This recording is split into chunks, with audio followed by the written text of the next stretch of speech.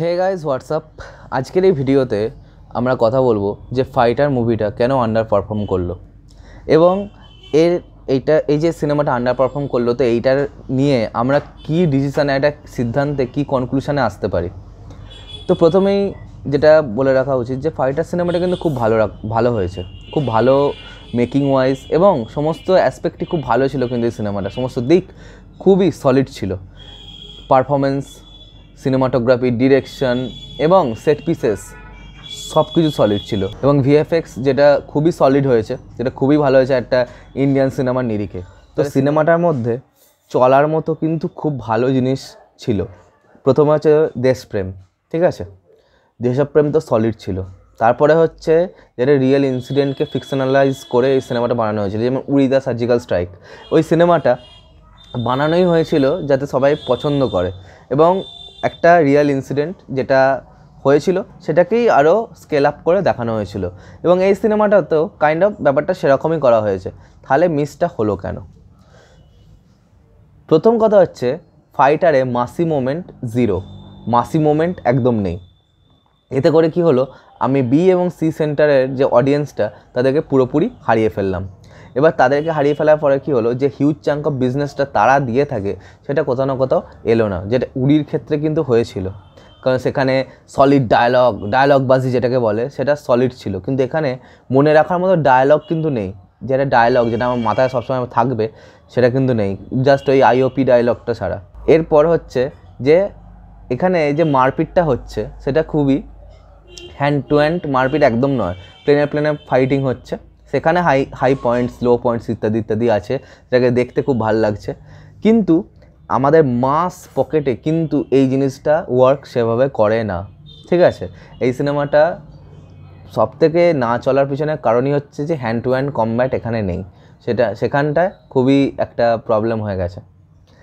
এবং শেষে যেখানটায় এই সিনেমাটা ছিল হ্যান্ড টু হ্যান্ড কমব্যাট, সেটা কখনো কখনো খুব লেয়ার্ডলি হচ্ছে, আবার কখনো কখনো খুব ওভার দ্য টপ হচ্ছে। তো সেটা কোনো একটা টেকে স্ট্রিক্ট থাকা উচিত ছিল যে এইটাই আমি দেখাবো, তো সেটা এটা করতে পারেনি।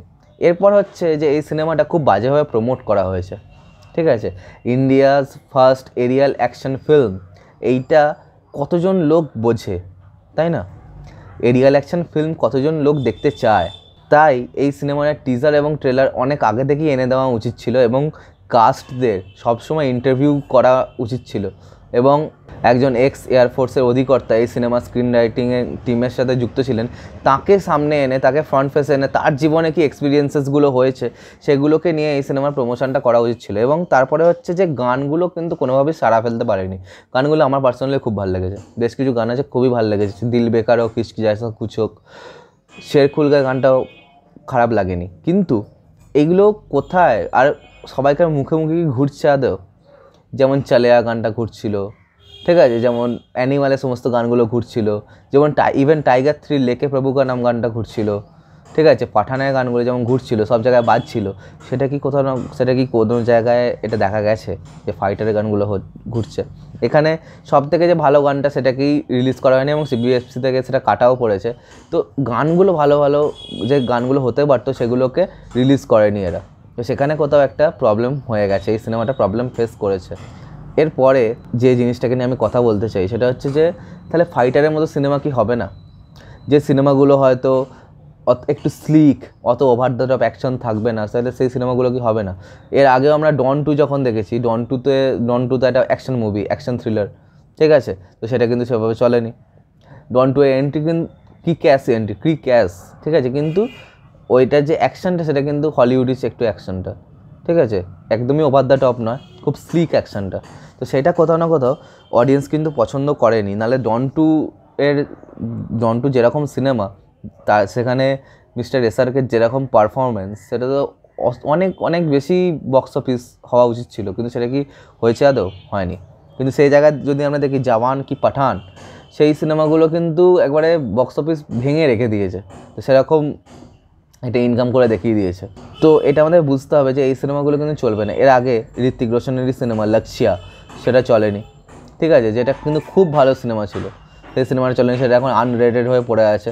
আমি জানি ফাইটারও আন্ডার রেটেড হয়েই পড়ে থাকবে। তাহলে এই সিনেমাগুলো কি হবে না? তাহলে এটা একটা প্রচুর চিন্তার বিষয় যে আমরা এই সিনেমাটাকে, এরকম সিনেমাকে ওয়েলকাম করবো কি করবো না, কারণ কিছু লোক দেখছে না বলে তাহলে এই সিনেমা তো আস্তে আস্তে হওয়া বন্ধ হয়ে যাবে।